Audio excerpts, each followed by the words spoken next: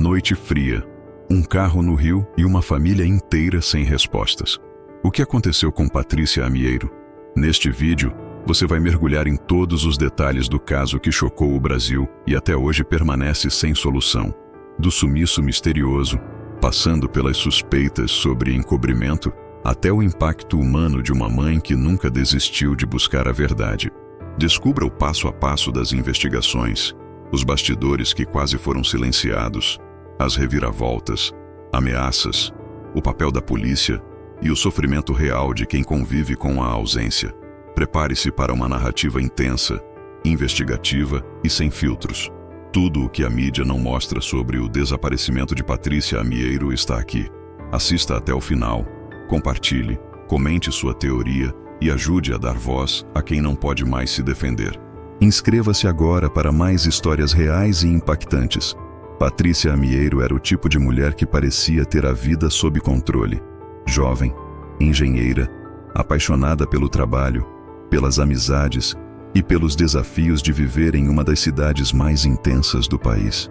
No dia 24 de junho de 2008, ela saiu de uma festa na zona sul do Rio de Janeiro, dirigindo seu Ford Fiesta Prata. Era madrugada. A cidade dormia entre luzes amareladas e ruas vazias, enquanto o relógio marcava o início de mais um dia comum para quem não sabia que estava prestes a sumir dos mapas, das manchetes e das lembranças vivas. Pouco depois das 4 horas da manhã, Patrícia seguiu pela autoestrada Lagoa Barra, sentido Barra da Tijuca. As câmeras de trânsito não captaram nada de anormal. Apenas mais um carro, mais um trajeto, mais uma jovem retornando para casa depois de uma noite de comemorações. Só que, dali em diante, a linha do tempo se rompe como vidro trincado. O que se sabe é que, em algum momento, Patrícia perdeu o controle do carro. O veículo, em velocidade, atravessou uma mureta de proteção, derrubou a cerca e mergulhou nas águas escuras do rio Marapendi.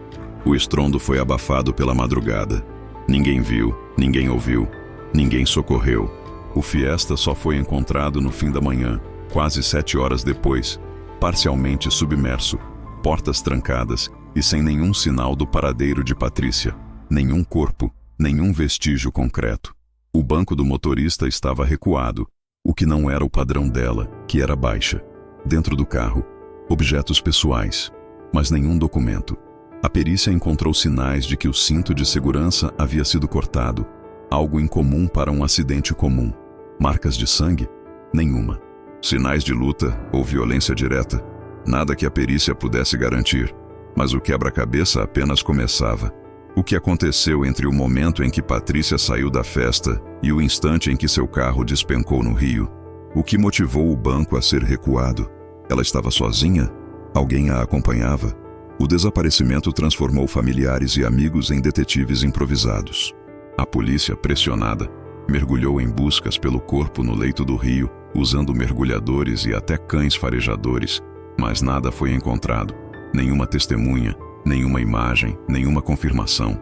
Era como se a engenheira tivesse evaporado no escuro, deixando apenas um veículo torto e uma família inteira sem respostas. Enquanto a cidade começava a se perguntar o que teria acontecido, boatos e teorias se espalharam feito pólvora. Teria sido apenas um acidente trágico com o corpo levado pela correnteza? Ou alguém teria se aproveitado do momento de vulnerabilidade para sumir com Patrícia, encobrindo um crime perfeito? Porque se a polícia não encontrou marcas de sangue nem sinais claros de agressão, por que o cinto foi cortado? Por que o banco estava tão para trás? Por que ela nunca foi localizada, nem no fundo do rio, nem em nenhum outro canto da cidade? O silêncio das águas era, ao mesmo tempo, uma resposta e uma acusação. A cada minuto, surgia uma nova dúvida, uma nova hipótese, um novo abismo de incerteza. Enquanto a mídia começava a pressionar as autoridades por respostas, a família de Patrícia não aceitava a hipótese de um acidente simples. Eles insistiam que a filha não dirigia em alta velocidade, que jamais recuaria o banco daquele jeito, que conhecia bem aquele trecho de estrada. O irmão passou a investigar por conta própria, questionando lacunas na perícia, exigindo reconstituições, vasculhando cada detalhe dos laudos. Mas quanto mais fundo mergulhava, mais denso parecia o mistério. Era como se todas as provas levassem a lugar nenhum. Nenhum corpo, nenhuma testemunha, nenhuma explicação. E ainda assim, a dor era real. A ausência era real. A angústia de não saber era a única certeza. Mas será que a polícia realmente investigou todos os caminhos? Havia alguma peça do quebra-cabeça sendo escondida? E quem teria interesse em silenciar o caso de Patrícia Amieiro? Os primeiros dias após o desaparecimento de Patrícia foram marcados por um clima de urgência, pressão e desconfiança. A família, devastada e inconformada, não aceitava a explicação oficial de acidente sem corpo e passou a buscar respostas por conta própria, pressionando as autoridades a não arquivar o caso como mais um número nas estatísticas da cidade. Os policiais que chegaram à cena encontraram o carro ainda com marcas frescas de impacto e algumas manchas de lama pelo interior. O estranho era a ausência de pegadas ou qualquer rastro próximo às margens do rio que indicasse uma possível saída a pé. As buscas pelo corpo começaram imediatamente, com mergulhadores vasculhando as águas frias e turvas, mas nada foi encontrado. Nem vestígios de roupas, nem pertences, nem sequer um fio de cabelo. A correnteza não era forte o bastante para carregar um corpo por grandes distâncias, e mesmo assim, nenhum sinal. O caso ganhou as manchetes rapidamente e a opinião pública passou a acompanhar cada nova pista como se fizesse parte de uma novela de suspense. Surgiram relatos de possíveis testemunhas, mas as informações eram confusas, imprecisas ou completamente contraditórias. Uma moradora da região disse ter ouvido o barulho de um carro acelerando e, em seguida, um grande estrondo, mas não viu nada além do silêncio da noite. Um trabalhador que passava de bicicleta pela ponte naquela madrugada afirmou ter visto um veículo parado por alguns minutos, com o farol aceso, mas não conseguiu identificar ninguém dentro ou ao redor. Outro motorista, em depoimento, alegou ter visto uma pessoa caminhando rápido em direção à mata logo após o acidente, mas a descrição era vaga e não coincidia com as características físicas de Patrícia. O quebra-cabeça só aumentava. A família de Patrícia começou a desconfiar que algo estava sendo escondido. O pai, angustiado, passou a acompanhar cada detalhe da investigação e notou que a perícia demorou mais do que o esperado para chegar ao local.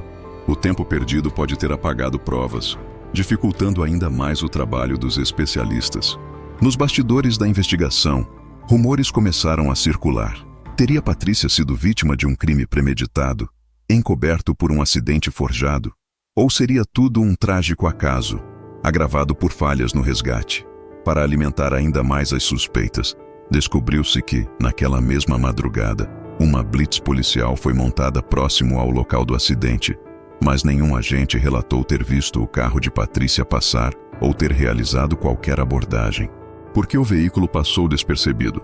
A ausência de registros reforçou o clima de mistério. Quando a imprensa começou a cobrar resultados, a delegada responsável pelo caso anunciou que todas as hipóteses estavam sendo consideradas, desde acidente até sequestro, homicídio ou até mesmo um possível desaparecimento voluntário. Mas nada, nem nos laudos da perícia, nem nos depoimentos colhidos, apontava para um caminho concreto. Enquanto isso, amigos e familiares organizavam buscas paralelas, distribuíam cartazes, vasculhavam redes sociais em busca de qualquer pista, mensagem ou contato suspeito. Cada dia sem resposta aumentava a dor, mas também a certeza de que havia algo a mais por trás daquele silêncio. A cidade começou a criar teorias próprias. Alguns diziam que Patrícia havia sido vítima de criminosos na região, conhecidos por simular acidentes para assaltar motoristas desavisados. Outros apostavam em um crime passional, alimentado por um relacionamento pouco divulgado da engenheira, mas nada foi confirmado. O exame no carro, porém, trouxe mais perguntas. O cinto de segurança cortado, a posição anormal do banco, a ausência de arranhões ou lesões na lataria. Tudo parecia sugerir que alguém teria manipulado a cena após o acidente, ou que Patrícia jamais estivera sozinha ali. Mas se foi esse o caso, onde estavam as digitais? Por que nenhuma câmera de segurança registrou a movimentação no entorno? O sumiço parecia ter sido planejado nos mínimos detalhes. Ou então, o acaso fora cruel em cada elemento daquela madrugada. O avanço da investigação trouxe à tona detalhes antes despercebidos, e inconsistências que começaram a comprometer a narrativa de um simples acidente. A polícia requisitou os dados das operadoras de celular para rastrear a localização exata do aparelho de Patrícia ao longo da madrugada. Segundo o relatório, o sinal do telefone permaneceu ativo por mais de 1 hora após o horário estimado do acidente. Isso acendeu um novo alerta. Teria Patrícia conseguido sair do carro? Alguém poderia ter levado o aparelho para outro local? Ou o celular caiu em mãos erradas ainda naquela noite, sem deixar rastros? Os investigadores cruzaram as informações do celular com imagens de câmeras de ruas próximas, mas nenhuma movimentação suspeita foi captada, apenas a escuridão e o tráfego eventual de carros de aplicativos e ônibus vazios cruzando a autoestrada. Enquanto isso, a perícia aprofundava a análise do carro resgatado. O cinto de segurança do motorista apresentava um corte limpo, feito provavelmente com uma lâmina afiada. O banco, posicionado muito para trás, levantava mais dúvidas. Alguém maior que Patrícia teria dirigido ou mexido no veículo? No interior do automóvel, objetos de uso pessoal como um casaco e sapatos estavam intocados, mas documentos e o celular não foram localizados. Exames posteriores revelaram impressões digitais confusas, sem correspondência direta com pessoas próximas da vítima. A ausência de sangue, de sinais de violência explícita e a falta de provas físicas concretas ampliavam o mistério. Naquele momento, a polícia ampliou o círculo de investigações e voltou a ouvir pessoas do convívio de Patrícia. Amigos da festa, familiares, colegas de trabalho, vizinhos. Surgiram relatos de mensagens trocadas com conhecidos horas antes do desaparecimento, mas ninguém soube informar sobre qualquer comportamento estranho. A rotina dela nas semanas anteriores parecia absolutamente normal, sem indícios de ameaças, perseguições ou situações de risco. Mas uma informação isolada chamou a atenção dos investigadores. Relatos antigos de abordagens agressivas feitas por criminosos na mesma região, especialmente contra mulheres sozinhas, em horário de pouco movimento. As investigações começaram a considerar a possibilidade de um assalto com desfecho violento, mas, novamente, a falta de provas físicas enfraquecia essa teoria. A família de Patrícia não se conformava. O irmão, incansável, buscava novas pistas e cobrava respostas das autoridades. A cada entrevista, uma esperança se acendia, apenas para ser frustrada minutos depois. O pai chegou a oferecer recompensa por informações, enquanto a mãe, em silêncio, percorria o local do acidente repetidas vezes, na esperança de enxergar um detalhe ignorado pela polícia. Era impossível aceitar o sumiço sem corpo, sem rastros, sem despedida. E foi justamente nesse cenário de angústia que surgiu um detalhe no laudo do carro. Manchas mínimas de barro e areia em pontos específicos do assoalho, indicando que talvez o veículo tivesse sido retirado do rio e recolocado em outro local antes de ser encontrado. A hipótese de uma encenação para mascarar o verdadeiro local do acidente ganhou força entre os investigadores mais experientes. Com a revelação desse novo dado, a linha do tempo foi revista. Testemunhas do entorno começaram a ser procuradas novamente, buscando qualquer detalhe fora do comum entre 4 e 5 horas da manhã daquele dia. Uma vizinha da região afirmou ter visto 2 homens caminhando juntos na beira da estrada, pouco antes do nascer do sol. Mas as imagens das câmeras do entorno não corroboraram a versão. O mistério aumentava. O caso ganhava atenção nacional, e a pressão sobre a polícia aumentava a cada dia, obrigando as autoridades a investigar caminhos cada vez mais improváveis. As semanas seguintes ao desaparecimento de Patrícia Amieiro marcaram o início de uma fase ainda mais sombria nas investigações, onde cada pista parecia uma miragem e o desespero da família só crescia. O caso se tornava um labirinto, com bifurcações que levavam a becos sem saída. A polícia, já pressionada pela opinião pública e pelo apelo emocional dos familiares, passou a vasculhar todas as possibilidades, incluindo teorias até então ignoradas. O ponto mais polêmico veio quando um policial militar foi citado como suspeito após denúncias anônimas de comportamento estranho na região, na mesma madrugada do desaparecimento. Segundo as denúncias, havia movimentação incomum de viaturas perto da área onde o carro de Patrícia foi encontrado. Essa informação caiu como uma bomba entre investigadores e imprensa. A família, desde o início, se sentia desconfortável com a presença de agentes públicos na cena do crime. Relataram aos jornais que houve lentidão para isolar o local e que, antes mesmo de a perícia chegar, havia policiais circulando, tocando no veículo, movendo objetos e, supostamente, atrapalhando a coleta de provas. O temor de encobrimento institucional passou a ser debatido abertamente. Alguns jornalistas especializados em crimes no Rio de Janeiro sugeriram a possibilidade de envolvimento de agentes em operações ilegais, como extorsão e abordagens violentas em blitz clandestinas.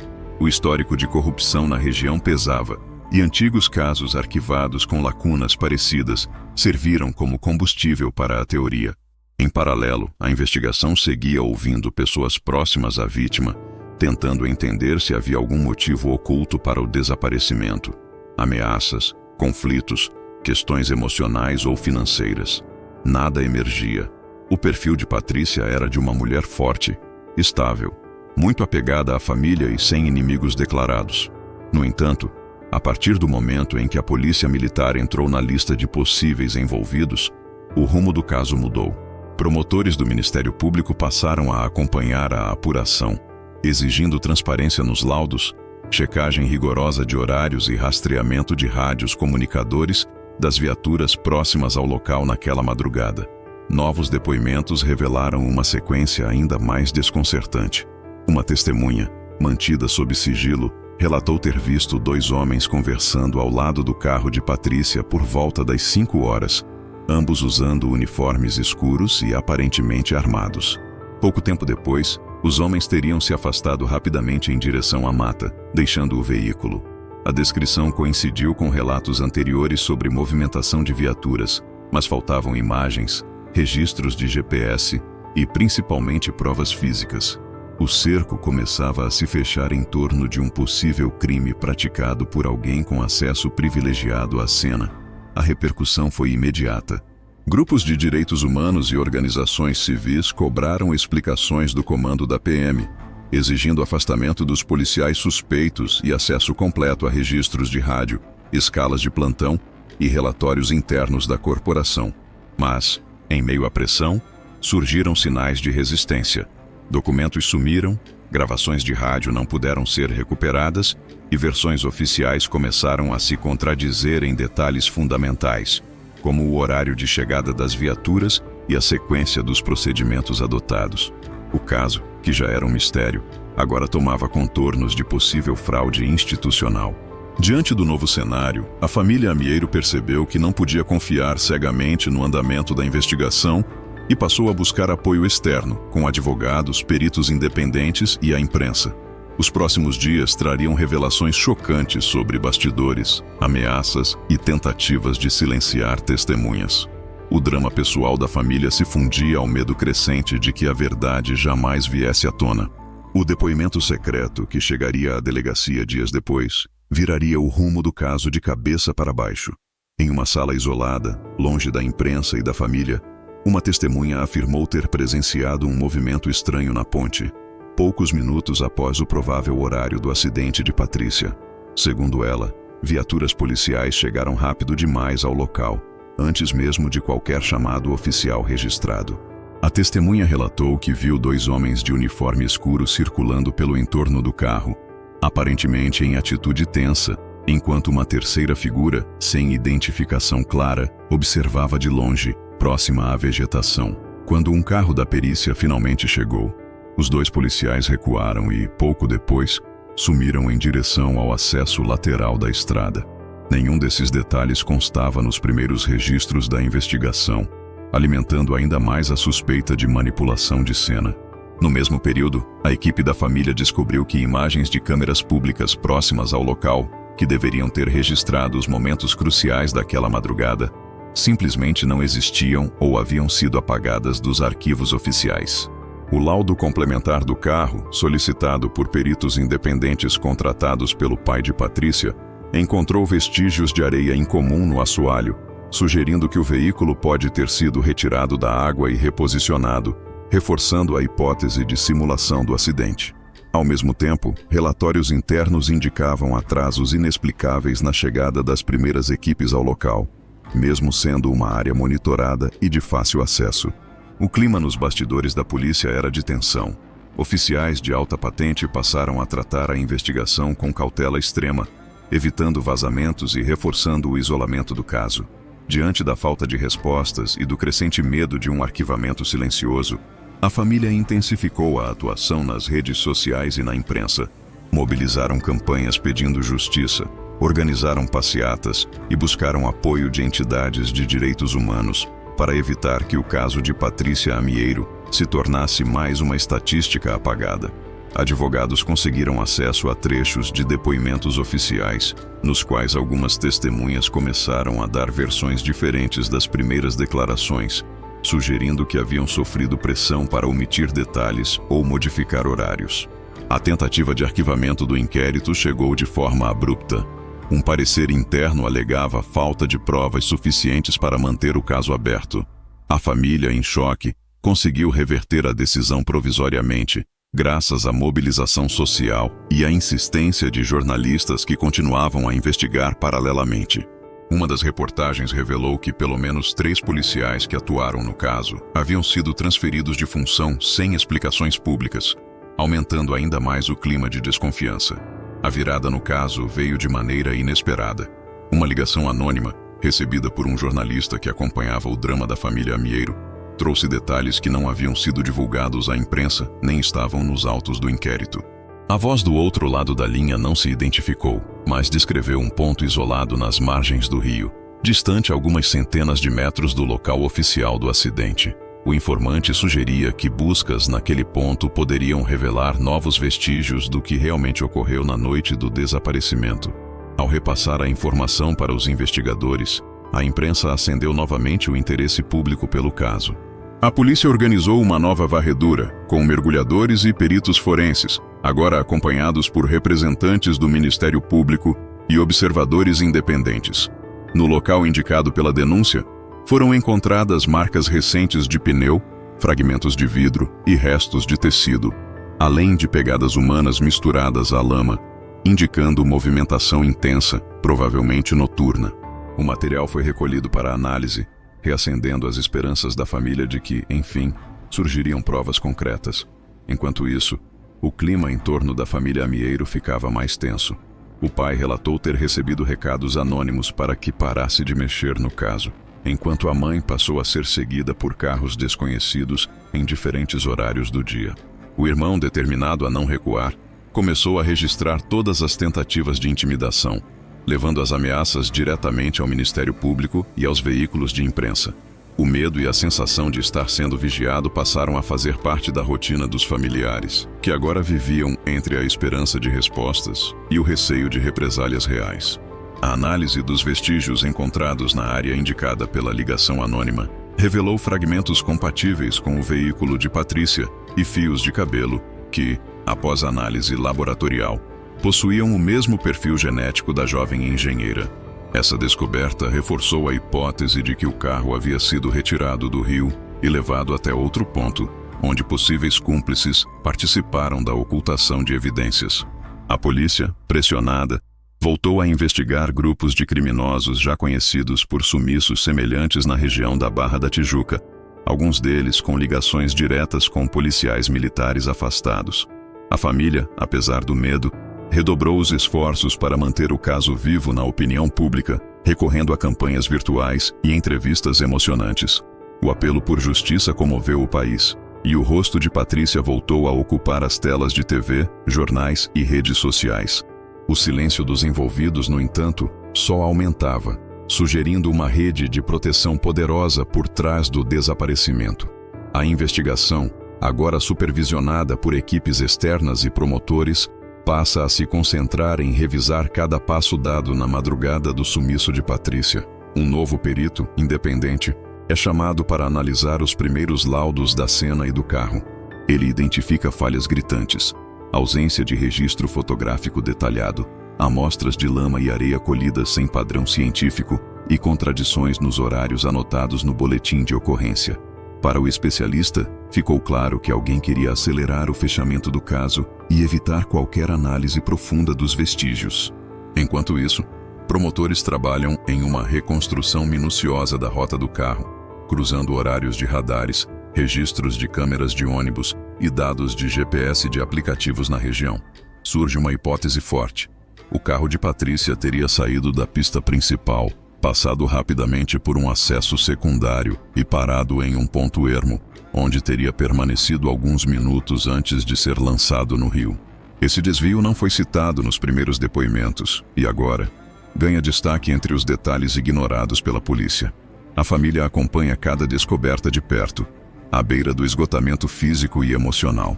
O irmão de Patrícia revisita todas as imagens captadas naquela madrugada, quadro a quadro, na esperança de encontrar um detalhe omitido ou uma sombra suspeita.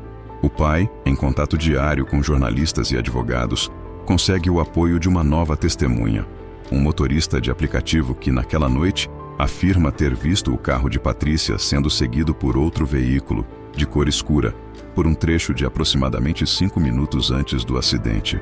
O relato, ignorado nos primeiros dias, agora é considerado crucial para entender se houve perseguição, ameaça ou abordagem forçada. A polícia retoma depoimentos de moradores do entorno e recebe a informação de que, por volta das 4h20 da manhã, pessoas ouviram gritos abafados e barulhos de portas de carro batendo, mas não se aproximaram por medo. Detalhes como este, antes perdidos em meio ao excesso de dados, agora passam a compor o cenário de uma noite marcada por pânico, silêncio e omissão. No laboratório, a análise dos fragmentos de vidro, tecido e fios de cabelo encontrados nas buscas recentes aponta para uma ação conjunta. Mais de uma pessoa esteve envolvida na manipulação do carro, ocultação de provas e sumiço do corpo. O Ministério Público intensifica o rastreamento de suspeitos com passagem por crimes semelhantes e descobre conexões entre grupos de ex-policiais, criminosos especializados em ocultação de cadáveres e agentes que atuaram no caso desde o início. Enquanto as provas se acumulam, a pressão pública volta a crescer.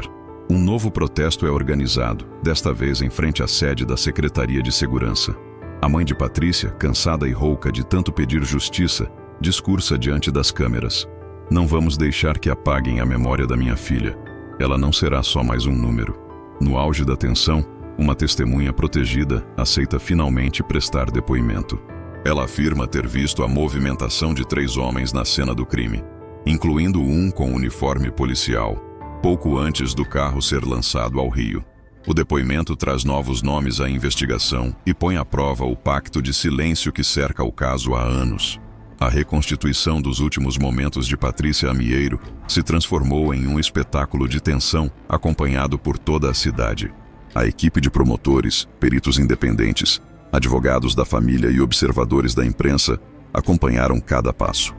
O trajeto traçado unia evidências dispersas e relatos de testemunhas, desafiando o silêncio imposto desde o início do caso. O carro, conforme apurado, não seguiu uma rota linear. Saiu da festa na Zona Sul e, em vez de seguir direto para casa, fez uma parada breve em um acesso lateral da autoestrada, local identificado nas imagens recuperadas de câmeras particulares, registros que nunca haviam sido incluídos oficialmente nos autos. O motorista de aplicativo que prestou depoimento afirmou diante das autoridades que viu o veículo de Patrícia sendo bloqueado por outro carro, de cor escura, em um trecho ermo.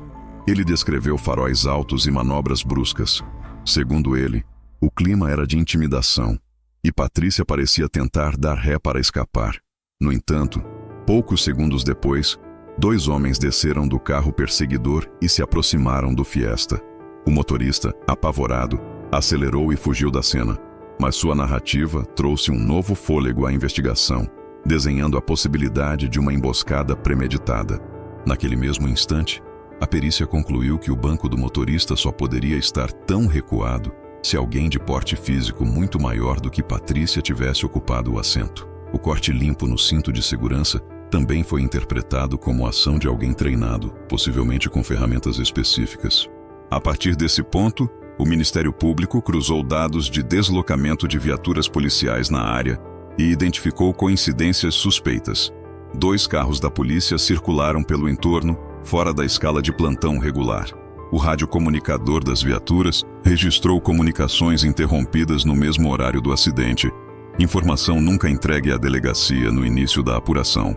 A imprensa nacional passou a tratar o caso não apenas como desaparecimento, mas como símbolo de um sistema que silencia vítimas e suas famílias. Reportagens investigativas revelaram outros casos com dinâmica semelhante: mulheres abordadas, desaparecidas, carros encontrados em condições misteriosas, todos nas mesmas regiões da cidade e quase sempre próximos a pontos cegos das câmeras públicas. O roteiro do crime começava a parecer repetido. A família de Patrícia, exausta e abalada por ameaças cada vez mais diretas, ganhou apoio de entidades internacionais de direitos humanos, ampliando a pressão sobre as autoridades locais. A cronologia dos fatos ficou clara. Alguém bloqueou o carro. Houve abordagem violenta. Patrícia foi retirada à força, o veículo manipulado e o acidente forjado para simular um fim trágico sem corpo. A penúltima noite do caso termina com promotores e jornalistas cruzando as ruas do Rio de Janeiro em busca das peças finais desse quebra-cabeça. A última peça do quebra-cabeça estava diante de todos, mas ninguém queria admitir em voz alta. O desaparecimento de Patrícia Amieiro nunca foi um simples acidente. Nas mãos dos promotores, laudos detalhados e depoimentos inéditos escancaravam a engrenagem silenciosa de ocultação, medo e impunidade. As últimas semanas foram marcadas por uma corrida contra o tempo. A testemunha protegida apontou, sem hesitar, nomes e rostos. Um policial militar afastado, um agente ligado a investigações de outros desaparecimentos e um terceiro homem, identificado como intermediário do grupo que agia nas sombras do subúrbio carioca. As conexões, embora negadas oficialmente, estavam documentadas em conversas interceptadas e rastreamento de chamadas telefônicas. Apesar da pressão, as autoridades demoraram a agir. Documentos continuaram sumindo dos arquivos, provas físicas foram misteriosamente inutilizadas e algumas testemunhas-chave desapareceram da cidade sem deixar rastros. A mãe de Patrícia, cercada por advogados e jornalistas, não descansou enquanto não viu o nome da filha gravado em todas as manchetes e protestos, repetindo para quem quisesse ouvir: enquanto houver silêncio, haverá luta. Minha filha não será esquecida. O caso passou a ser símbolo de resistência, inspirando outras famílias a denunciarem desaparecimentos não solucionados. Organizações de direitos humanos levaram o dossiê do caso até organismos internacionais, denunciando as falhas e os riscos enfrentados por quem ousa desafiar a impunidade no Brasil. O nome de Patrícia Amieiro tornou-se bandeira de justiça e memória. A polícia foi obrigada a reabrir investigações de casos arquivados, e novos procedimentos foram adotados para impedir manipulação de provas em cenas de crime com o envolvimento de agentes públicos. Mas, mesmo com os nomes dos suspeitos revelados, com a rota do crime reconstruída e o envolvimento de grupos criminosos ligados a policiais escancarado, nenhuma prisão foi efetivada até hoje. O paradeiro de Patrícia nunca foi descoberto. O carro, silenciado no fundo do rio e removido para encobrir rastros, permanece como símbolo de todas as perguntas sem resposta. O luto da família, feito de ausência e de esperança, é o retrato de um país onde o silêncio pode ser mais brutal do que qualquer crime. A cada ano, a família se reúne às margens do rio Marapendi. Em silêncio, jogam flores na água, esperando que um dia a correnteza devolva não apenas o corpo, mas a verdade roubada naquela madrugada. E, enquanto houver memória, haverá luta. O desaparecimento de Patrícia Amieiro segue ecoando como denúncia, como cicatriz e como aviso. Nenhuma história desaparece sozinha.